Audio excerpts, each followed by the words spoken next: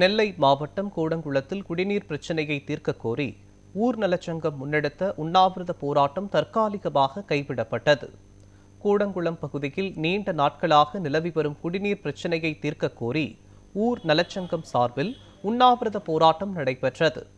இந்நிலையில் மேலும் மாவட்ட ஆட்சியர் போராட்டக்காரர்களை நேரில் சந்தித்து பேச அழைப்பு விடுத்ததால் அவர்கள் தற்காலிகமாக உண்ணாவிரதத்தை கைவிட்டனர்.